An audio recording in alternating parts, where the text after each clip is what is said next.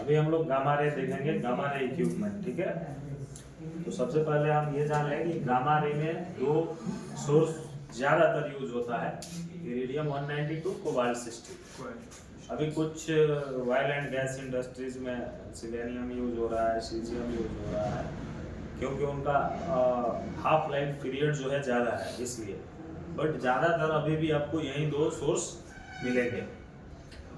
There are two parameters, इनका दो parameters पे ये काम करता है, एक एनर्जी, दूसरा एक्टिविटी और सोर्स एस्टिमेट। एनर्जी क्या है? Constant for particular isotopes.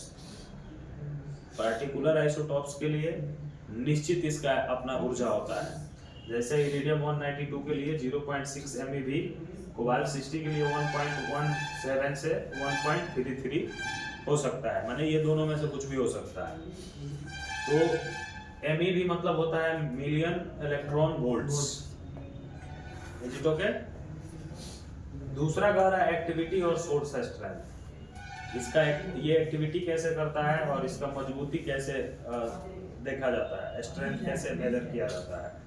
तो एक्टिविटी है number of bits of energy releasing पर सेकंड। छोटा छोटा मात्रा में अपने ऊर्जा को ये क्या करता है, छोड़ते रहता है, बिखेरते रहता है। This referred in term of curie, इसको हम क्यूरी में देखते हैं, क्यूरी में मेजर करते हैं।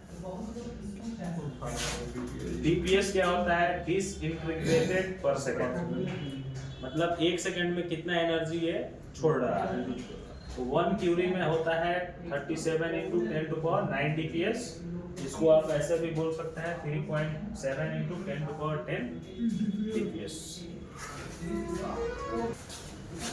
गामा रे इक्विपमेंट जो है कैमरा होता है। कैमरा का काम होता है to handle the source, source को हैंडल करना, क्योंकि इस कैमरा के अंदर सोर्स लगा रहता है, ठीक है। गाइड ट्यूब का काम होता है to guide source to required position, जहां भी सोर्स का जरूरत हो उस पोजीशन पे आप गाइड ट्यूब को मूव करके सेट कर सकते हैं, क्योंकि ये फ्लेक्सिबल होता है। क्रैंकिंग यूनिट का काम होता है to force the source to required position through guide tube. ये क्या करता है? सोर्स पिलेट को फोर्स करता है, जहां पे सोर्स का रिक्वायरमेंट होता है उस पोजीशन पे गाइड ट्यूब के थ्रू। तो ये आपका क्रैंकिंग यूनिट होता है। यहाँ से हम क्या करते हैं, सेट करके गाइड ट्यूब को सेट करके यहाँ से इसको घुमाना शुरू करते हैं, स्प्रिंग जाता है और सोर्स पिलेट को लेके गाइड ट्यूब में जाता है। और यहाँ से आपका गाइड ट्यूब क्या होता है? बेरिलियम कैप होता है, जो सोर्स ऑब्जर्व नहीं करता है, रेडिएशन जॉब पे जाएगा और जॉब को फिर फील्ड में एक्सपोज करेगा। और फिर उसके बाद से एक प्रोसेस आपको करना पड़ता है, डेवलपिंग, फिक्सिंग, ड्राइंग, तब जाके आपका ग्राफ मिलता है, जिससे आप देख पाते हैं कि उसमें किसी तरह का फॉल्ट है या नहीं।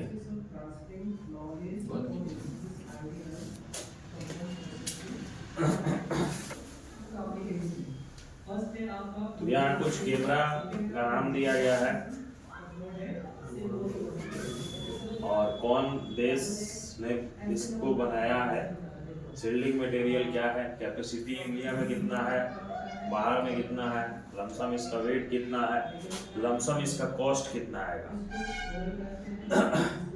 तो सबसे पहले यहाँ हम देखेंगे मॉडल एक है रोली 1, जो कि बंद हो चुका है। भाभा एटॉमिक रिसर्च सेंटर द्वारा और PRIT द्वारा ये मिलकर बनाया गया है। इसका शिल्डिंग मटेरियल लीड का होता है, capacity 35 curie, approximate weight 38 kg, price 2 lakh था, बंद हो चुका है। रोली 2 अभी चल रहा है, रोली 3 चल रहा है। इसका क्षमता थोड़ा सा बढ़ाया गया है, 40 क्यूरी, इसका शायद 60 क्यूरी है रोली 3 का। रोली 2 का 38 kg वेट है और रोली 3 का 25 kg वेट है। नियर अबाउट दोनों का लमसम रेट आसपास ही है, ये थोड़ा सा ज्यादा हो सकता है, ये थोड़ा सा कम हो सकता है। एक टेस्ट 660 जो है यूएस द्वारा बनाया गया है, डुप्लीकेटेड यूरेनियम है इसमें, शिल्डिंग मटेरियल में 65 क्यूरी इंडिया में है, अब्रॉड में 120 क्यूरी, 7 केजी इसका लमसम वेट है और price near about 10 lakh. Teletron SU50 SU100 दो जर्मनी ने बनाया है। SU50 जो है 50 क्यूरी का है, जिसका वेट 5 केजी है, प्राइस नियर अबाउट 5 से 6 लाख है, ठीक है।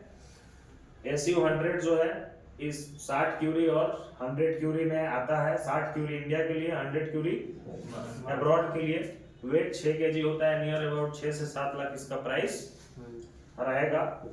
स्पेक्ट्रम 2T फ्रांस ने बनाया है, 65 क्यूरी इंडिया में, बाहर में 200 क्यूरी, 8 केजी वेट है, 12 लाख के आसपास इसका प्राइस रहेगा। अभी बहुत सारा नया कैमरा का भी इजाद हुआ है। ECI ने बनाया है, सैनिटल एक कंपनी है उसने भी बनाया है। तो मार्केट में आपको और भी ब्रांड के कैमरा देखने को मिल जाएंगे। इसमें से कुछ कैमरा बंद हो चुके हैं, जैसे रोली वन हो गया, एस्पेक्ट 2T के जगह पे एक एस्पेक्ट 150 आया हुआ है, ठीक है। तो अभी क्या होता है, पुराना कैमरा में जो कमियां रहता है उसको सुधार के नया बनाया जाता है। जैसे UT मशीन में भी है, पुराने मशीन को बंद करके नया मशीन में थोड़ा सा उसका और बेहतर करने का कोशिश किया गया है, बेहतर बनाया जा रहा है ताकि उससे डिफेक्ट डिसकंटिन्यूटी अच्छा से कैच किया जाए। वैसे इसमें भी है।